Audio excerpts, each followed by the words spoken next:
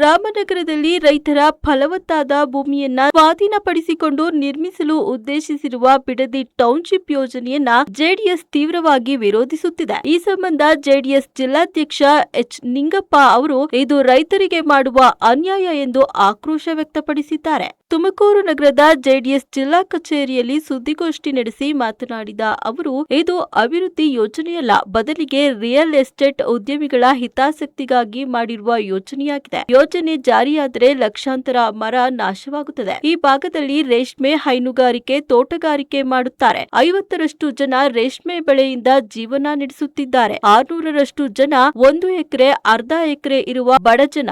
ರೇಷ್ಮೆ, ಹೈನುಗಾರಿಕೆ ಅವರ ಬದುಕಿನ ಜೀವನಾಡಿ. ಅದನ್ನ ಇವರು ಕಸಿದುಕೊಂಡ್ರೆ ಅವರ ಪಾಡೇನು ಎಂದು ಕಾಂಗ್ರೆಸ್ ವಿರುದ್ಧ ವಾಗ್ದಾಳಿ ನಡೆಸಿದ್ರು.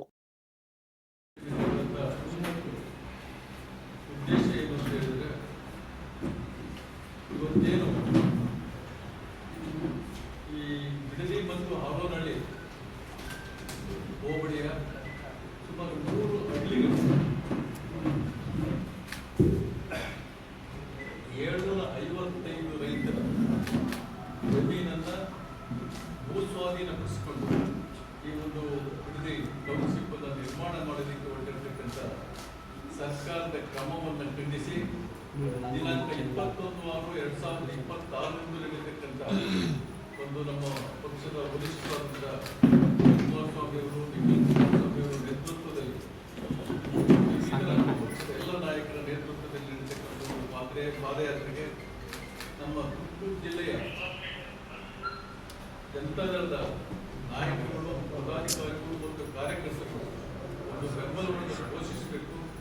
ಅವತ್ತಿನ ದಿವಸ ನಾವೆಲ್ಲರೂ ಕೂಡ ನಾವು ಒಂದು ಪಾದಯಾತ್ರೆಯಲ್ಲಿ ಭಾಗವಹಿಸಬೇಕು ಅಂತಕ್ಕಂಥ ಒಂದು ಉದ್ದೇಶದ ಕಡೆಯನ್ನು ಕೊಡಲಿಕ್ಕೋಸ್ಕರ ನಾವು ಇವತ್ತಿನ ದಿವಸ ಈ ಸಭೆಯಿಂದ ಪತ್ರಿಕಾಗೋಷ್ಠಿಯನ್ನು ಕಂಡಿರ್ತಕ್ಕಂಥ ಇವತ್ತು ಸರ್ಕಾರ ಏನ್ ಮಾಡ್ತಾ ಇದೆ ಅಂತ ಹೇಳಿದ್ರೆ, ರೈತರ ಫಲವತ್ತಾದ ಈ ಒಂದು GBIDSN ನಲ್ಲಿ ದಿನಾಂಕ 12/6/2026 ಸ್ವಾಧೀನಪಡಿಸಿಕೊಂಡು ಒಂದು ಆದೇಶವನ್ನು ಹೊರಡಿಸಿದ್ದಾರೆ.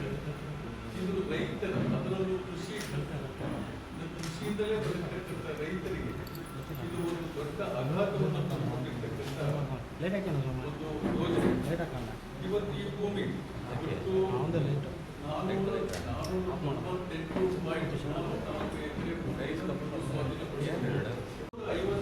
ಜನ ರೈತರು, 600 ಜನ ಕುಟುಂಬಗಳು 1 ಎಕರೆ, ಅರ್ಧ ಎಕರೆ ಇವರೆಲ್ಲರೂ ಕೂಡ ಬದುಕತಕ್ಕಂಥದ್ದು ಆ ಜಮೀನಲ್ಲಿ ಒಂದು ಹೈನುಗಾರಿಕೆ, ರೇಷ್ಮೆ ಕೃಷಿ ಮತ್ತು ತೋಟಗಾರಿಕೆ.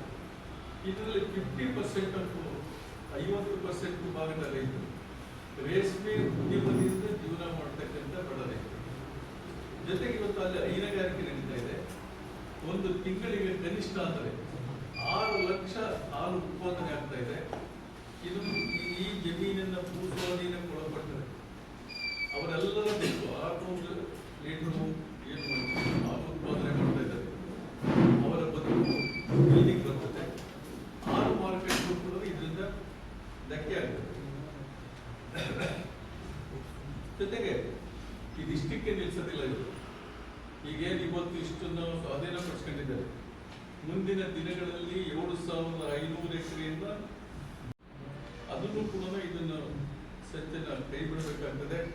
ಜೊತೆಗೆ ಮುಂದಿನ ತಿಂಗಳು 7,481ರಿಂದ 9,600 ಎಕರೆ ಭೂ ಪ್ರದೇಶವನ್ನು ಭೂ ಸ್ವಾಧೀನಪಡಿಸಬೇಕು ಅಂತಕ್ಕಂಥ ಒಂದು ಗಡುವನ್ನು ಇವತ್ತು